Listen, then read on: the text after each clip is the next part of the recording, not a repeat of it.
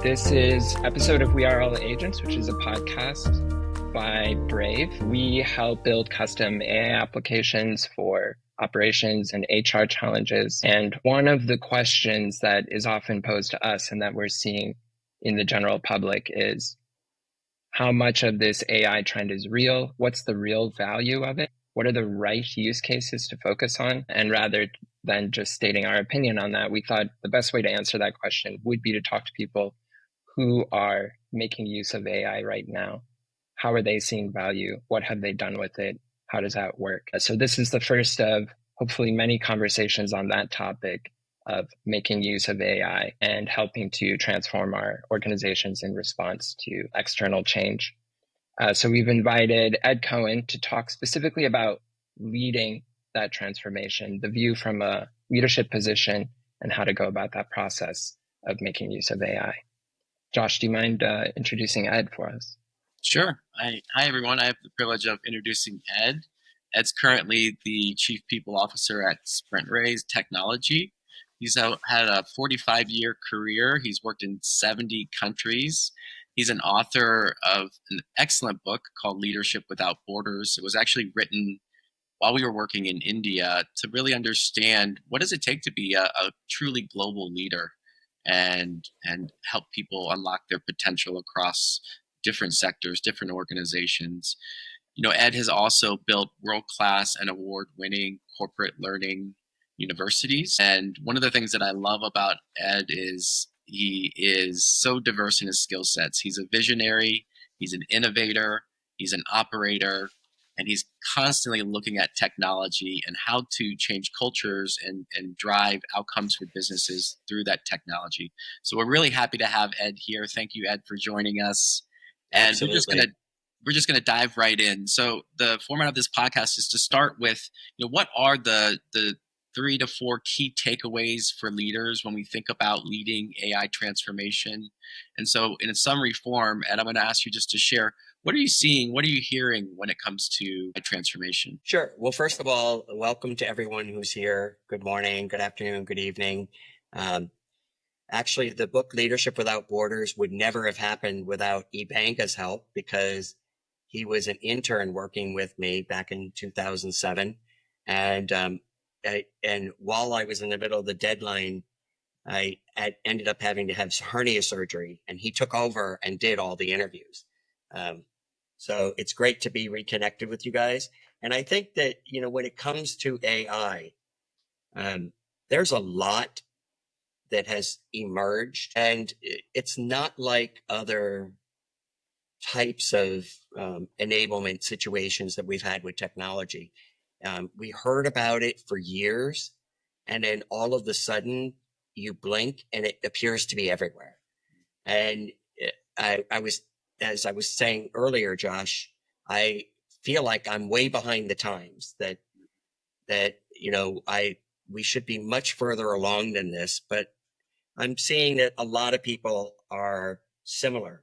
I actually did a survey to see on LinkedIn to see where people were at. And I asked people, what's happening with AI in your organization? So interestingly, 33% say that it's being implemented everywhere, and 38% say some of us are implementing it. So that is basically almost 80% are already engaged in some form of AI. And then another 20% said that they're using AI, but only using ChatGPT. So really that adds up to 97% are engaged in AI. Again, making me feel like I'm way behind the times. I've been using ChatGPT and several other tools to the point where if one of them goes down, I feel like I don't know what to do with myself the rest of that day. So it's definitely coming on very strong. And I think a couple of other, things that are important is that unlike other technology revolutions that we've seen, in 1984, I was with IBM when the first desktops came out, the advent of the internet in the 90s, the .com era, cloud computing, social media, all of those were technology plays. And I think AI is particularly different because it's not a real tech play. There's a lot of technology that will be needed for it, but the real play is business. It's a true business play. It has the opportunity to completely transform every single business on the planet in many, many ways. And I think everybody's already using it. Even when I booked my flight recently on United Airlines, there was an AI agent that I was dealing with in terms of customer support. The last thing that I want to mention, which I think is a key thing for people to think about, is yes, there will be people who will lose their jobs because of AI. So let's just get that right on the table, the elephant in the room. I think a lot of people are scared that their jobs are going to go away. And the truth is, yes, many jobs will go away. Many jobs went away when the first desktops came out. Many jobs went away when the internet came out. When we moved to assisted development, when we moved from having to code one line at a time to assisted development tools, many jobs went away. However, if you look back in history, that is a very short-term transition.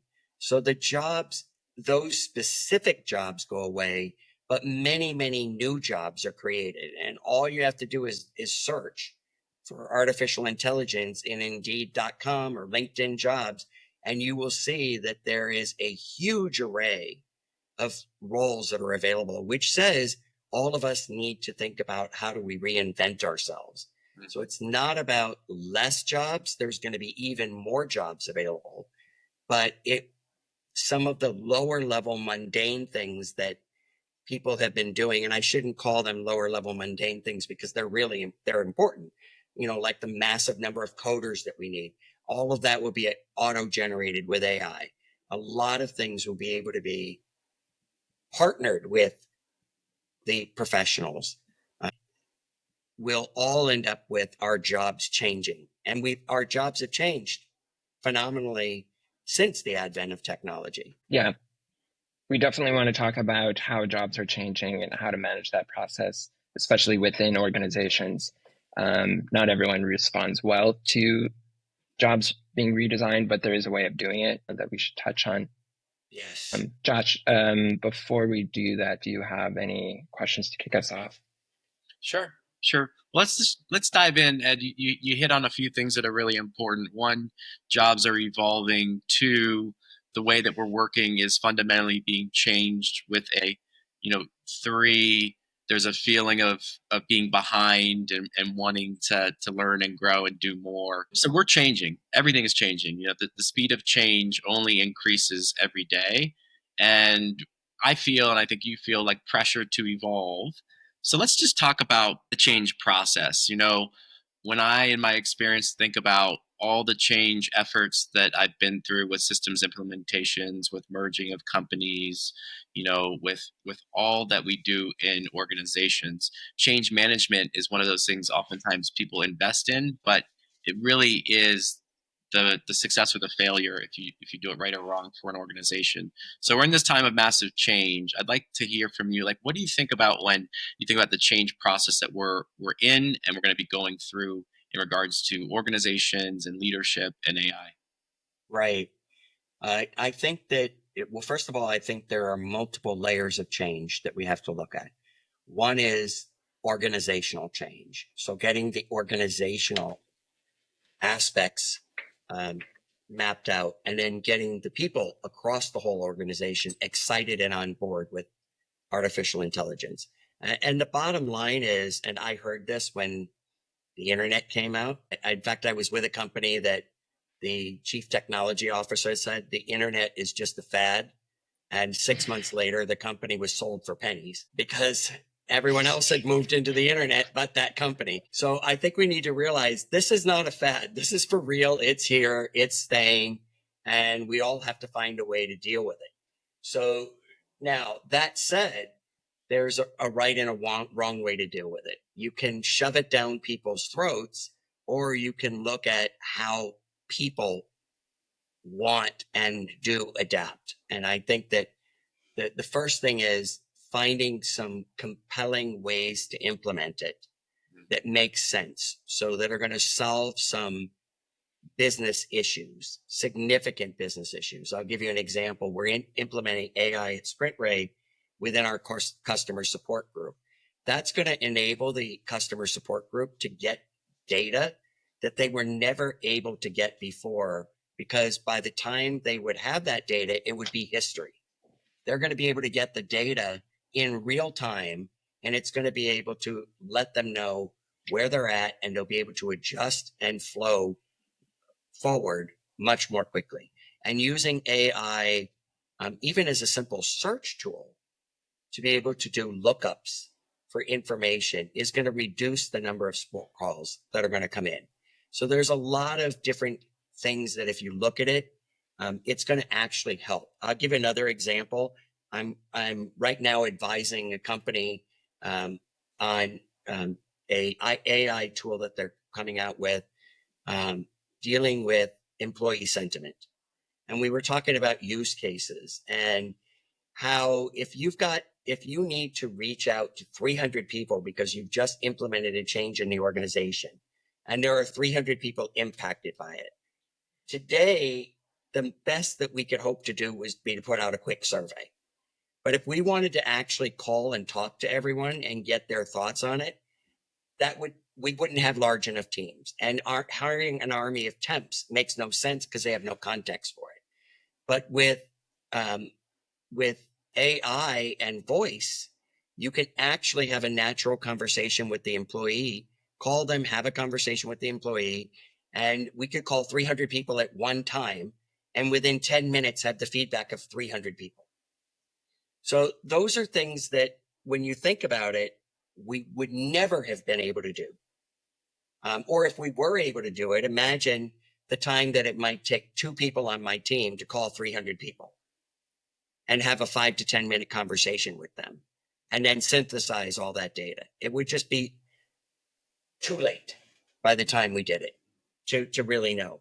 So, I put together a 10-step process for implementing change and into a white paper. And Ibanga, what if people want to get a copy of that? How can they do that? Can they write to you or to Brave? Yeah, you can message me. You can post your interest in the chat here for the event, and I'd be happy to reach out to you and share that with you. No problem. Okay. Yeah, so we'll make that available. And some of the key points here, I already talked about motivating people to the opportunity. The other thing is that every organization needs to pick a leader who's going to own it. That's got to be the leader who's going to make sure that it happens. And it should not be the IT leader. I know we have fallen in the past into the trap of putting it all on the shoulders of the IT leaders. These guys are superheroes. They are constantly trying to increase the flow of technology and improve the flow of technology. But when you're first starting out with AI, it's not yet about the tool. It's about what's possible and what are you thinking about doing. It's about how do you want to evolve your business and then finding the right thing. And IT can come in at the right time, but having another leader that owns it makes much more sense to me. So in terms of like what we're doing, we're centering it within our business intelligence group. So then beyond that, I think you need to have an iterative, agile approach. So anybody who's done software development knows that you don't have to have perfection to put the software out there. You iterate, you work on having it pushed out on a regular basis, getting feedback, then enhancing it, getting more feedback, then enhancing it. So again, I'll send that over to Ibanga, the white paper, and then he can push it out to whoever wants it. Yeah, just a quick note. When I was listening to you, Ed, not having it owned and led by IT or the CIO initially is really interesting, because it does make me think about, this is really strategy work.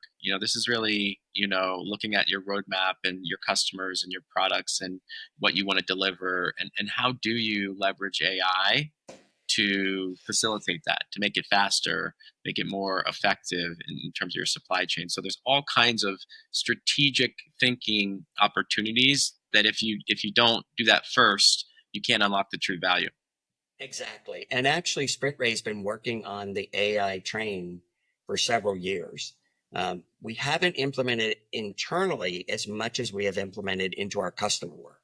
And I was telling Ivanka before we started today that one of the coolest things is, SprintRay. A lot of people don't know who SprintRay is, but SprintRay is one of the first companies to have FDA approval to be able to print a crown, a 3D crown, on a printer. And we produce 3D printers, and one of them, called Midas, that is just rolling out now, can do 3 crowns in 8 minutes.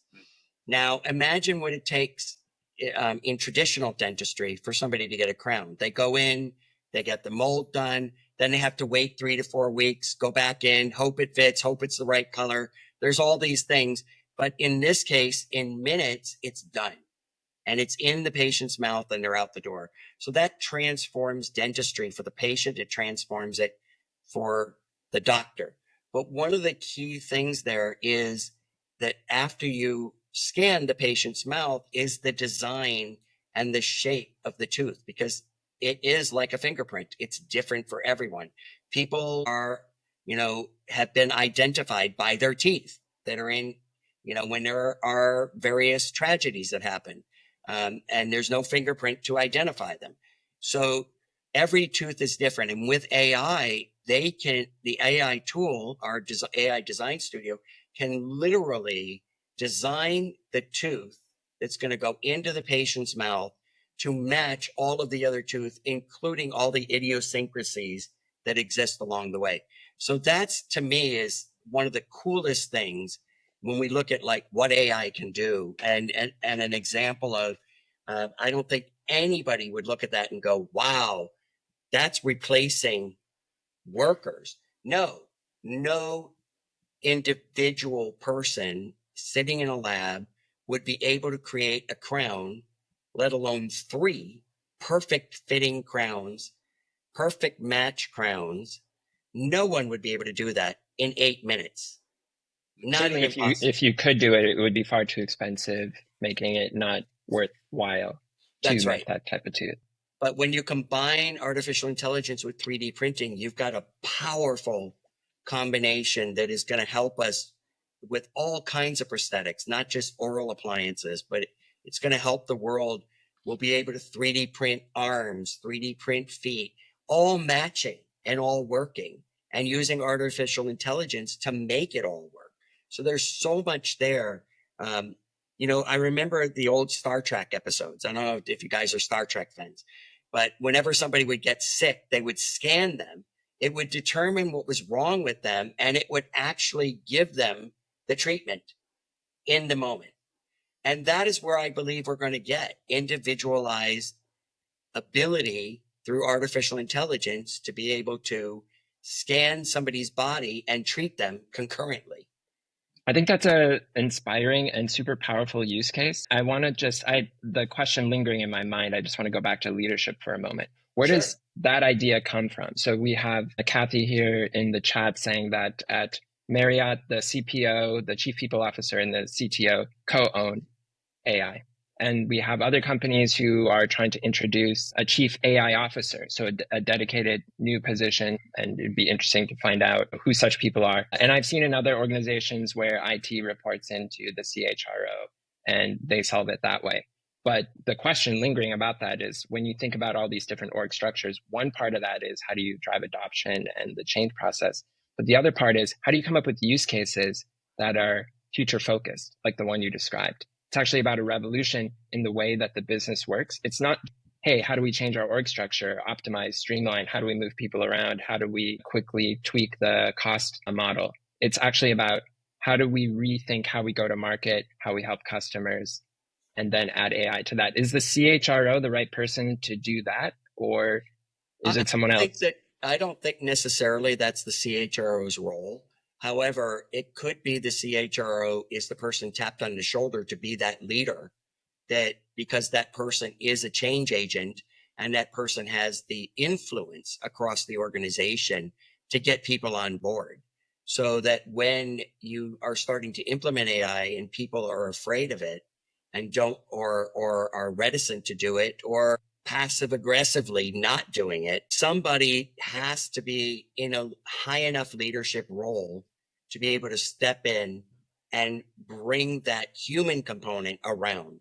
And again, I don't see that as the IT department's responsibility. They are way too busy with the vast amount of tools that need to be implemented, because they're the ones who are going to enable the tools. We're going to be the users of the tools, but they're going to enable it. So in that case, it could be the CHRO that is chosen to be the change agent and the driver across the organization. I don't think it means that you have to have IT report to HR. Whatever an organization decides to do in terms of their org structure, this can work. Implementing AI can work within the existing org structure. I don't necessarily see reorganizations happening, although there are going to be reorgs in terms of maybe roles and departments that are no longer needed that will merge into other departments because it makes more sense. The collaborative amount of information that we're going to be able to leverage through AI, there's more synergies to put groups together. But I definitely don't think that an organization needs to come at it from the perspective of, do we reorganize to get started?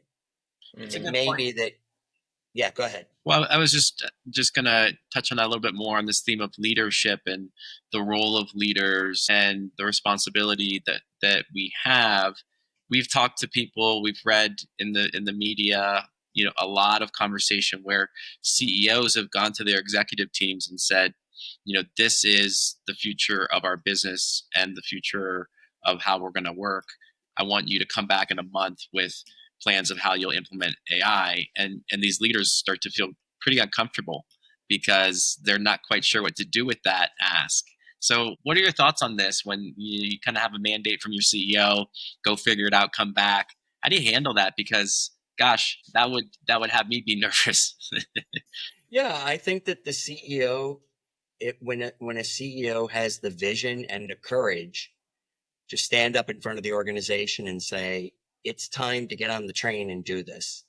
I think that that's important, but that is where the change leadership comes into play, and where you having somebody, and it doesn't have to be their full-time job and it doesn't have to be their forever job, but having somebody that gets it started. I think over time, we'll be able to figure out, is there an AI change agent that is a full-time role within companies? Or in my preference would be that you turn everybody into change agents, that you continuously grow an organization that is willing to pivot and willing to change, and spend on a dime. And there's actually an excellent book that that we use a lot at SprintRay called The Founder's Mentality. And it was written by two guys from Bain Consulting. And I would recommend that anybody out there who wants to learn more about change within organizations and what lack of change will do, what that lack of insurgent behavior will do to your company, they should go ahead and check out that book. And I'm sure we all saw it too in Blue Ocean Strategy, right? The book Blue Ocean Strategy. I don't think any one of us that are here today following this wants to be the next Blockbuster. And for those of you who don't know, Blockbuster was a store where you would go into and you would rent videos and then take them home to watch them. So you could rent DVDs, you could rent VHS tapes, and it was around for many, many years, 25 to 30 years. But then when companies like Redbox and streaming services came about, they did not adapt away from the storefront. They actually felt that people would still want to go to the store. But why do you want to go to the store when I can rent it on my TV and I don't have to worry about returning it or losing it and having to pay all those extra fees? And that's why Blockbuster doesn't exist today. I think if for companies that are and they're looking at this, and I think they need to heed the warning of their leaders. Amir Mansouri, who's the SprintRay CEO and one of the co-founders, he is constantly saying in 24 months, companies that have not implemented AI are going to be dramatically less competitive in the market. And by the way, we're several months since he said that. And you know what? At first I thought, wow, he's really pushing on that. Everything that I read and everything that I see, I'm beginning to think 24 months is too long, that companies have to get on that train much faster than 24 months. I just want to plus one on that. There's some research done by professors at Wharton and a statistician from Canada looking at 10 years of history of adopting the old type of AI, including robotics, in Canada across every industry. And they found that the companies that adopted more, they have an index tracking how much adoption each company has done.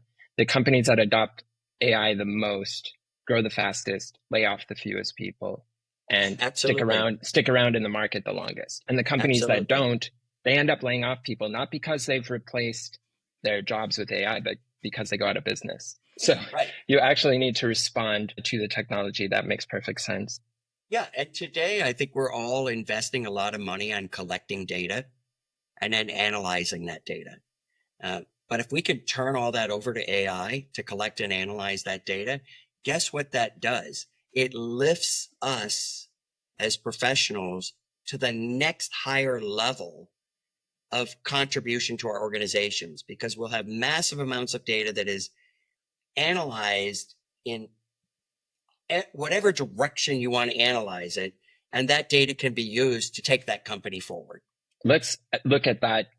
That's a great point. And I want to look at that from the perspective of employee, let's say 5-10 years experience in a business intelligence role. You mentioned that SprintRay is implementing AI through business intelligence. So you have this worker who has spent their career up to that point, building up skills to be really good at gathering, organizing, and analyzing data. And now a leader is saying, wow, that could be done automatically. So now you need to evolve. That's almost a threat to everything they've been good at.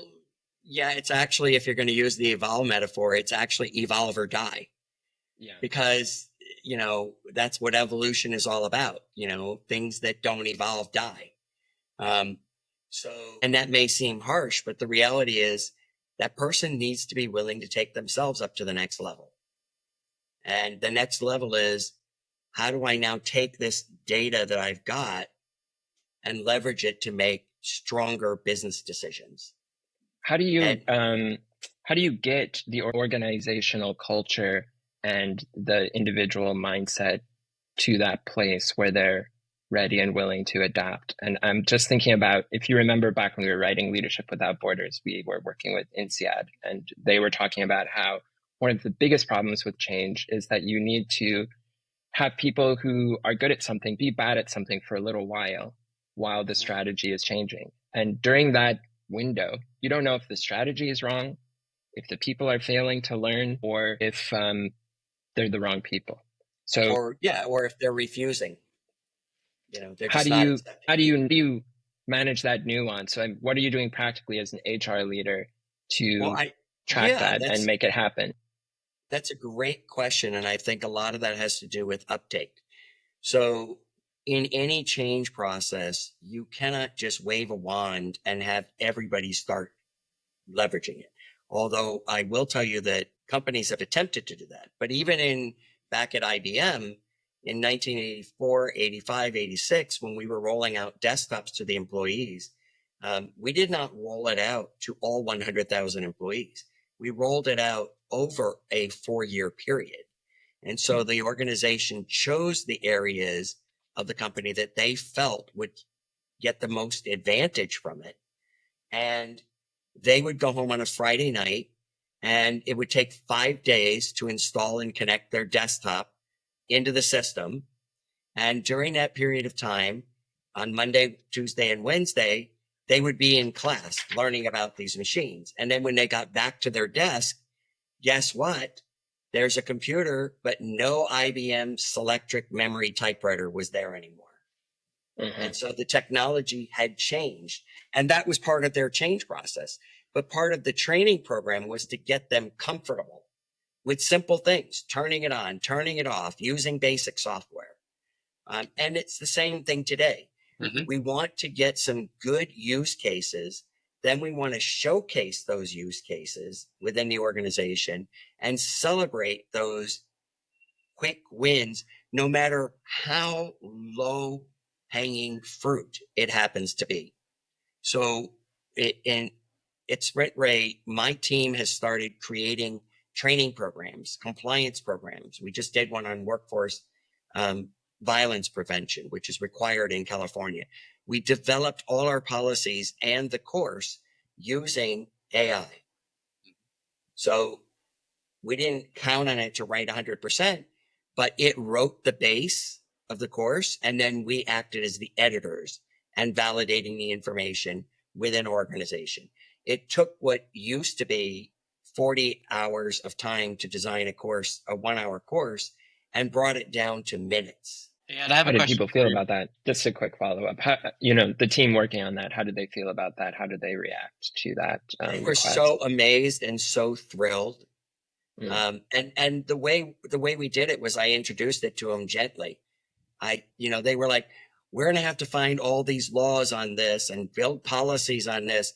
And I said to them, okay, let's try this. And we were in a Zoom meeting and I went to ChatGPT and I said, tell me all about the workplace violence prevention laws. What's everything that I need to know to have a policy in place? And it started to spit it all out and I could see their eyes lighting up and I could see the light bulbs on top of their heads brightening. And they were like, whoa. So you mean that we can spend more time getting this information out there and making sure that we have real safety plans in place and that we have real ways to protect our employees in place, and we don't have to spend the vast majority of our time writing the course? They were so excited that that type of thing was now able to be done that way. Now, if You I planned it, but they thought it was spontaneous. So you took a moment in real time to make the demonstration Now I clear. have to confess it was spontaneous for Was me it? too, Okay. because I equally had the wide-eyed, whoa, look at this. It just wrote the whole course, You know, and So then we you started you validating made it. yourself vulnerable in the moment to just try something new Yeah. And and I just think show them. that's Yeah. now I think you hit the nail on the head. Mm. That's exactly what organizations need to do. Every single leader of every business across every organization needs to become vulnerable because they are comfortable in what they've been doing. Mm. And now we're going to have a revolution and they need to be willing to take the first step I love that. and be on the front line. Well, and there's been a lot of shift in leadership over the last 5-8 years, based on what's been happening with technology and in the world of current events. And leaders are being asked to be more vulnerable. Leaders Yes. aren't expected to know everything. They're people that follow leaders want to know that they're human too, and that they're curious and open to new things that they may not know. I'm going to shift this a little bit, Ed. I know you're big on productivity, and that's one of the things that you're always looking at when you think about implementation of anything is what is this going to do for our business. But I want to start, and we'll hopefully go down the line and deeper into productivity. But when our guests here are thinking about the market and all the tools that are out there, the SaaS players are putting AI in. There's all the different plugins that are there. There's so many players that are offering services. There's a lot of question around, is it safe to use these? Should we build or should we buy? And I'm just curious your thoughts on that. Build or buy when it comes to AI? I think it's probably a combination. I think that whether you build or buy, I think the data needs to be protected behind the firewall of the organization. That's the biggest thing that I worry about, is that artificial intelligence will make all of our data systems more vulnerable. Mm-hmm. And I think we faced that issue when the internet first came out as well, that our data was going to become vulnerable. And in fact, I recall during my days at Booz Allen, when the internet first came out, we were not allowed to email attachments to certain countries because of the import-export laws that existed. Most of that's gone away and been taken care of now because of the data security that exists. But in the early days, there wasn't that kind of thing. So, again, I think that's a new job category, data security around AI, that is going to be exploding. But to further answer what you're talking about, I think that I see it as a combination. Nobody needs to reinvent the wheel. If there's a tool out there that is going to help you to rapidly collect data and help your customer support improve and even do some of the customer support, then I'm all for taking what already exists rather than reinventing. I think that that's probably not necessary. The whole point of AI is that it can create. Mm-hmm. Maybe in the future we'll be able to say to our AI tool, create a customer support function and then upload all your manuals and have it do that. Yeah. And I think we're not that far away from that. Makes sense. And learning connects to productivity, right? And so the faster we learn, the more we can adapt and evolve our skill sets, right? And so when we talk about change earlier, and you were talking about getting people involved, typically historically with IT systems implementations, you might have an implementation partner. The IT department might roll out some training for you. This feels a little bit different. Like, how do we pull in the employees when we're bringing in AI to really get them up to speed, up to skill, and really increase that adoption on the change curve?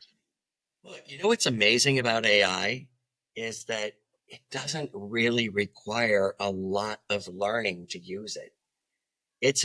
It's really so simple once you start using it. And a lot of it is actually happening behind the scenes. A lot of the AI tools, like, when I go out and I do a Google search, it's now coming up with an AI response. I'm getting the rest of it, but it's coming up with an AI response. I didn't have to learn anything different to search using an AI tool. So I think there's a lot less training that's going to be involved. I think the key training is going to be involved is what Bang and I talked about earlier. The person who now has no longer has a need to feed the data in and analyze the data, which was their primary job. Now, what is that person going to do? And what that person's going to do is something that they never had time to do, which is to actually implement the change that comes out as a result of it. Because I know, like with my team, by the time we get done with the engagement survey, get the analysis out to the company, it's 2 months later. But imagine being able to do the survey and push the data out in 24 hours. Mm-hmm. That's the thing that AI can do. Now I can start doing it.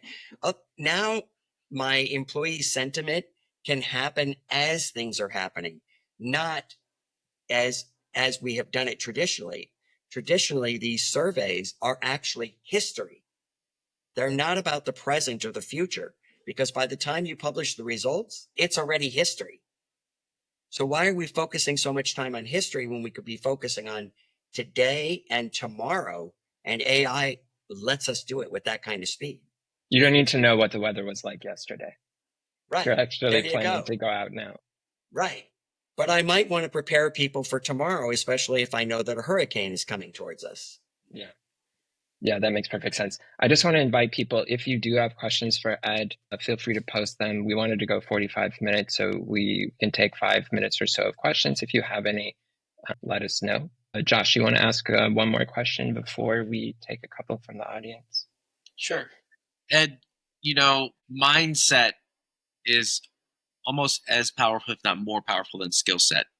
So can you just share a little bit about, there's a lot of fear out there, right? There are people that are afraid of losing their jobs. They're afraid that they're not going to be able to upskill. What is your advice on shifting the mindset for folks around AI? It reminds me of when AT&T in the 90s switched from cables to fiber optic.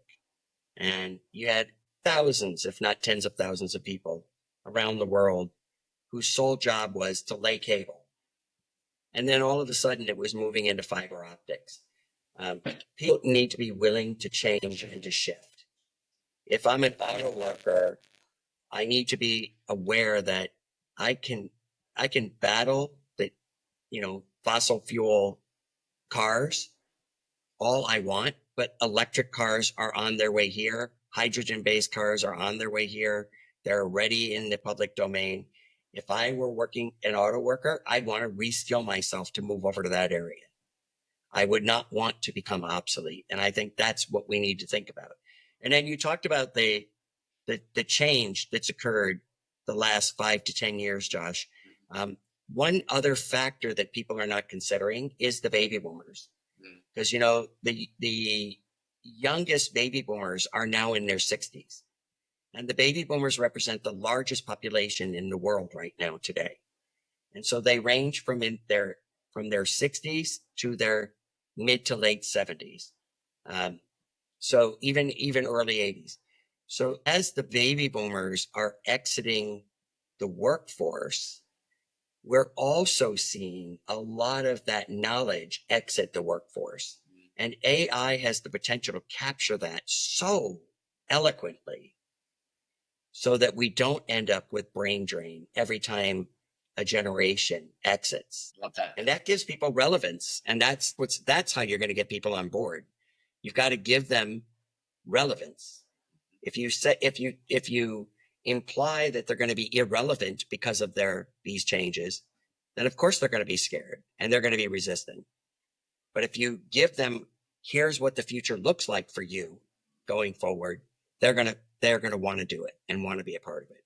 And some people won't, by the way. I mean, you know, so there are still people using Hamburger Helper. It's true. I just want to touch on a topic brought up by the audience a couple times, which is how do we address ethics? And it reminded me in the earlier days back when ChatGPT first came out, I remember there were some constraints put around AI at SprintRay, and then those were opened up, and now it's clearly changed to a very aggressive position on the technology. So can you just talk about... Well, we're still doing it in a protective way. Like we're not going to do anything that's going to risk data leaks or anything like that, because remember, we're providing a medical technology solution. So we have a lot of regulation with HIPAA and a lot FDA. The amount of regulations that are on our products is intense. But ethics, I think, is a very important thing, and not just AI ethics, but what about internet ethics? I mean, we don't have a clue when we read stuff on the internet. Today, we don't know if it's true or it's false. You know, when we watch the news, we don't know if the news is true or false. There's so much happening that is crossing that ethical line. And I could see it very, very rapidly merging into AI to put out fake news, fake information. Recently, somebody had created a video where they used AI to have Frank Sinatra sing a contemporary song. And it's out on YouTube. They used it. And there he is, Frank Sinatra singing that song, all AI generated. Now, you know, the question is, did they cross the line or not cross the line? You know, from my perspective, they probably crossed the line because they didn't get permission from the family or whoever's responsible for his likeness that way. Maybe legally they didn't cross the line. But when that stuff starts showing up, how are you going to know? I mean, I get calls every day. And I got one the other day that was very interesting. Somebody was calling me to sell me an AI tool. And the woman on the phone starts talking to me. Hi, how's your day going? Blah, blah, blah. And I was like, you sound like an AI bot to me. Are you a real human? And she goes, I assure you, I am a real human. Many people think that. And I could just tell by the way she was saying it that the answer was yes, I'm talking to an AI bot. That's funny. And then what did you, in this AI sort of boundary setting that you did, because obviously the heavy regulation is super important, and seeing all these risks that you're observing and mentioning, what did you do about it? How did you go about navigating that? I think it's still a work in progress. It's still a work in progress. You know, we have to, all of us need to be cautious about when and how we're using AI tools that are in the public domain. Mm-hmm. I think we need to keep in mind that when you put something into like ChatGPT, for example, you're helping the system to learn. Mm. So I'll give you an example. I recently uploaded a bunch of marketing materials, and that prior to that, the system couldn't answer those questions or got it wrong. So I uploaded it, and then I asked the questions again, and it got it right. So basically, I had taught the system. We need to be careful about that. So you start uploading your financials, you're teaching the system. And then other people can say, can you show me this company's financials? Do you really want that or not want that? Mm-hmm. So because you're constantly teaching the system, that's the whole concept of machine learning. So, from that perspective, I think we need to be careful. I think ethics is going to become an entire new industry.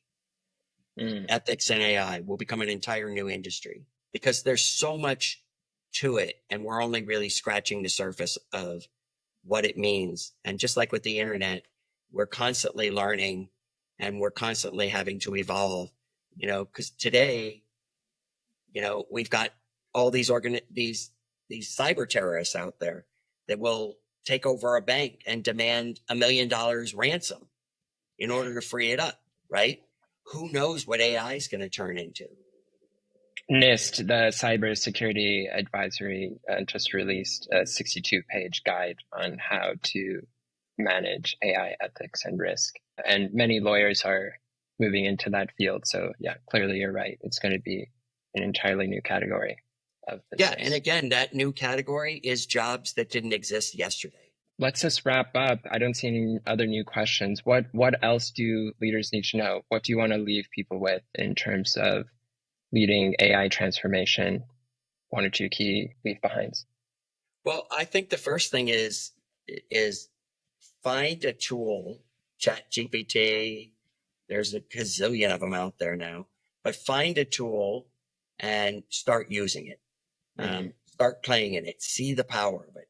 The second thing is, and I don't know about, the other people that are listening onto this, I probably get 100 emails a day from somebody trying to sell me their AI tool.